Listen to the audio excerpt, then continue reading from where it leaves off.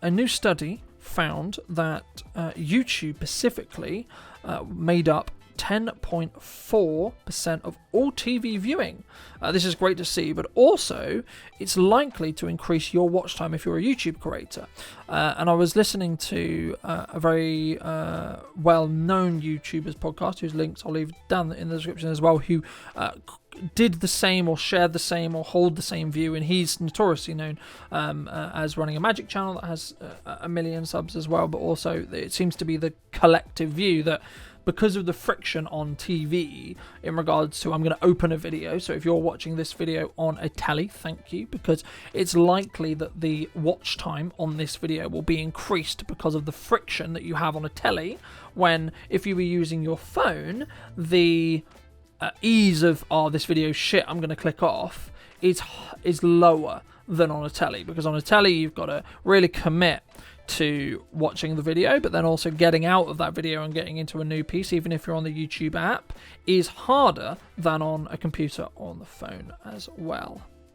And then also this study also talked a little bit about the reporting that younger viewers don't watch traditional telly anymore, with legacy media slowly dying out with every generation, end quote. Does this mean that it will become an unpaid platform, so undervalued in respect to traditional TV advertising? Perhaps.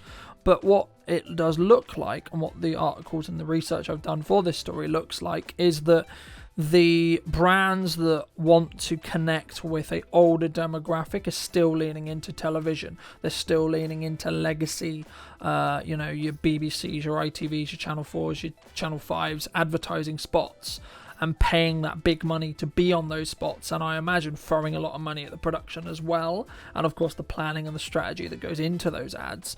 But what we're actually seeing is the quote-unquote rise, or the use of YouTube and social media to gain that brand awareness is actually really, really starting to rise, because the quote-unquote young generation who all grew up are now 20, nearly 30, right, etc. We, just speaking personally, we grew up with YouTube. We didn't grow up necessarily with legacy media.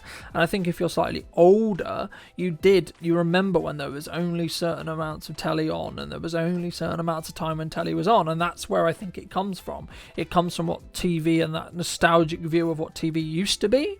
But YouTube specifically, its ad platform as well, and this does kind of link into our following story, but YouTube sounds, to quote my notes, it sounds like that YouTube is becoming one of the best platforms to use to build brand awareness versus TV or other traditional platforms, allowing you to be able to, quote, use more advanced targeting and specific your audience to help reduce your ad costs, end quote. And that's, I think, one of the key things. And I know there's going to be this conversation around what Sky's doing with ad smart targeting as well. And that is powerful and can be used. But I think there's nothing quite like building a community around your content on YouTube, on social media.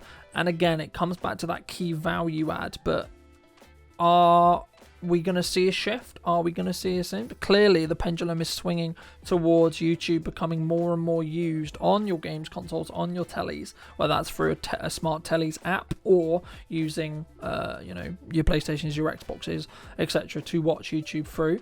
And what does that actually mean for you to create content specifically? And also then, where do you put that content from an advertising point of view? Are you going to put ads on YouTube?